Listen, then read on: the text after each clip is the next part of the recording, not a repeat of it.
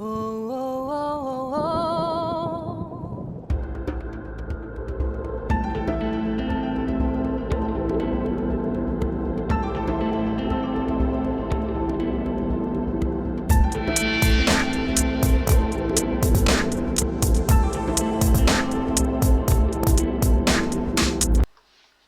Bonjour à tous et bienvenue dans ces études concernant le psaume 5. Nous en sommes à la partie 3 où on va étudier les versets 8 et 9 du psaume 5, partie 3 que j'ai intitulée Prière renouvelée.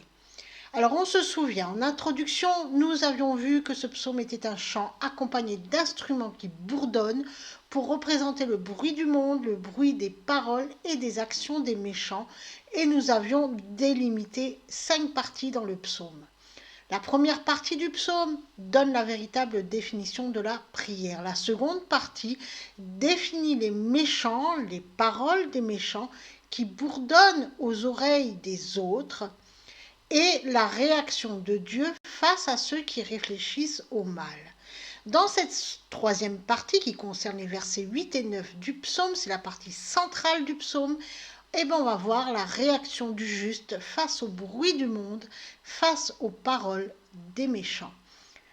Commençons par lire les 2 versets qui nous intéressent.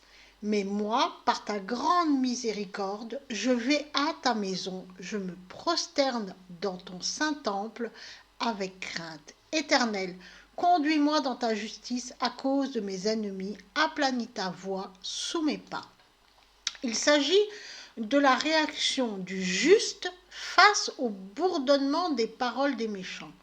Comment David réagit-il face à toutes les paroles des méchants qu'il entend autour de lui? Et comment il réagit à toutes les réactions, enfin les actions plutôt, qu'ils entreprennent pour le faire chuter? On va regarder tout ça en détail. On va commencer par relire le verset 8. Mais moi, par ta grande miséricorde, je vais à ta maison, je me prosterne dans ton saint temple avec crainte. Miséricorde, c'est chasdeka dans le texte originel en hébreu. Il s'agit du nom masculin chesed qui signifie bonté, miséricorde, fidélité et aussi un reproche, une honte. La racine de ce mot, composé des 3 lettres Eit, Samer et Dalet, symbolise le fait de se montrer bon, d'être zélé, d'être empressé, plein d'amour, donc bon. Le mot chesed découle du verbe shakad qui lui aussi peut prendre 2 sens selon son radical. Au radical itpael, il prend le sens de montrer de la bonté pour soi-même et au radical piel, il prend le sens d'être rendu honteux. On y retrouve donc les 2 sens du mot qui a été traduit par miséricorde dans nos Bibles françaises, être bon, être aimable et aussi être rendu honteux, recevoir des reproches. Ainsi, il faut comprendre que la miséricorde, c'est le fait de s'humilier devant Dieu, de reconnaître ses péchés, et alors Dieu, par sa grâce, par sa bonté, par son amour, nous lave et nous rend meilleurs. C'est la nouvelle naissance. Ainsi, David ne dit pas qu'il est meilleur que les autres. Il reconnaît qu'il est lui aussi un pécheur, et comme il reconnaît son état misérable, il s'en repent. Il sait que Dieu est fidèle et plein de grâce et c'est pour cela qu'il peut dire qu'il peut entrer dans sa maison. Sans cette grâce que Dieu lui donne, que Dieu lui offre, il ne peut entrer dans la maison de Dieu. Et cette grâce arrive parce qu'il se reconnaît lui-même comme pécheur. Je vais, above dans le texte originel en hébreu.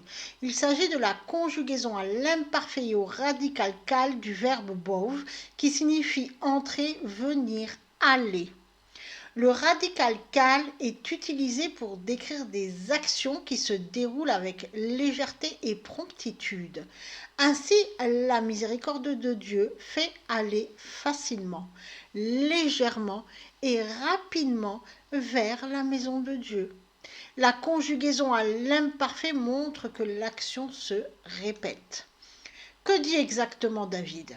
par la miséricorde de Dieu, parce que Dieu m'a fait miséricorde, alors il me permet de me réfugier dans sa maison. Je peux aller dans sa maison, car là, le bourdonnement des méchants ne peut m'atteindre, j'en suis protégée. Je me prosterne. Eshtahawe, dans le texte originel en hébreu. Il s'agit de la conjugaison du verbe sharash à la première personne de l'imparfait et au radical itpael. Avec ce radical, ce verbe prend le sens de se courber, se prosterner devant Dieu.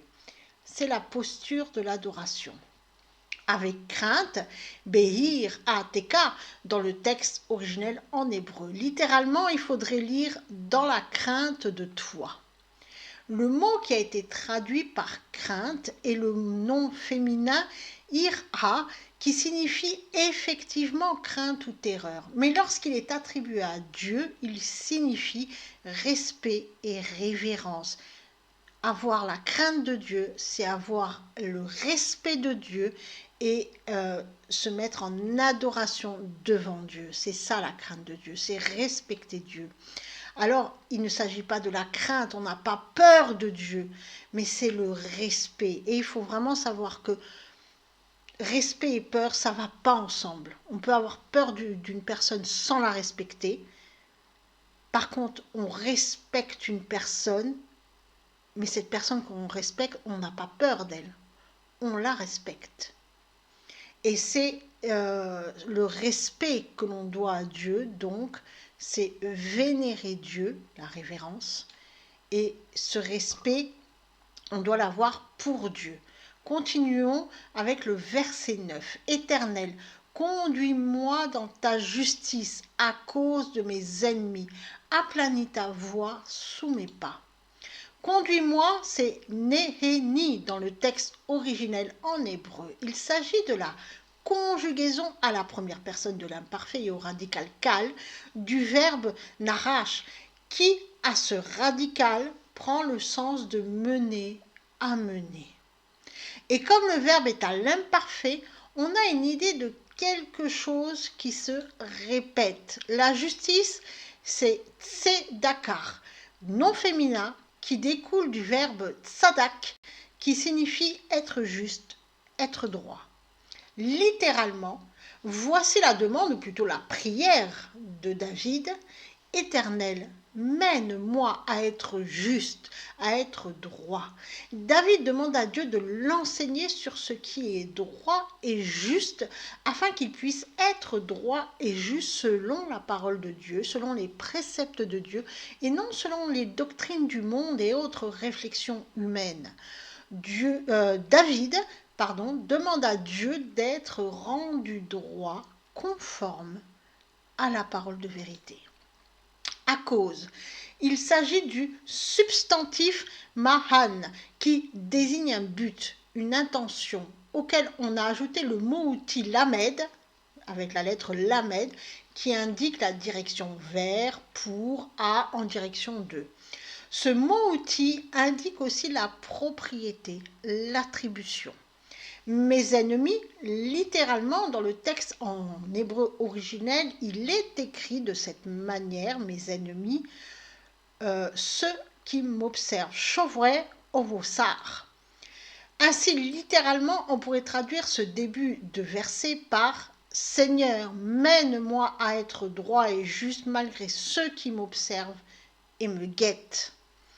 La fin du verset est compréhensible dans sa traduction.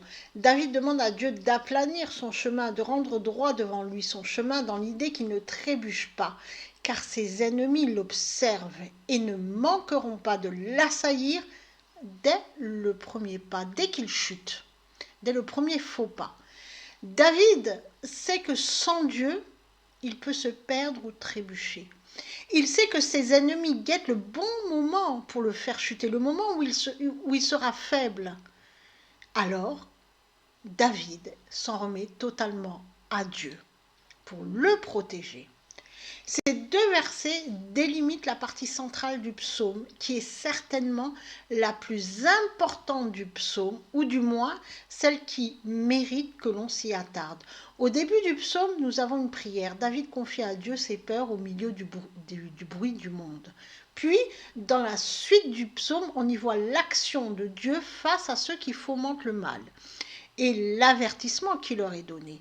Et dans cette partie centrale, nous avons la réaction du juste qui fait confiance à Dieu, le juste qui garde ses yeux fixés sur Dieu et qui ne se laisse pas imprégner par le vacarme mondial, le juste qui cherche refuge en Dieu, car il sait que ses ennemis l'observent et guettent la moindre faiblesse pour le faire chuter. Et David sait que s'il ne veut pas chuter, s'il ne veut pas être à la merci de ses ennemis, alors il faut qu'il se confie en Dieu. Sachons imiter David et détournons nos oreilles du bruit mondial afin de se mettre à l'écoute de la parole de Dieu. Dans la prochaine étude, nous verrons les actions que le méchant met en œuvre pour faire tomber le juste. Que Dieu vous protège et vous bénisse. Oh, oh, oh.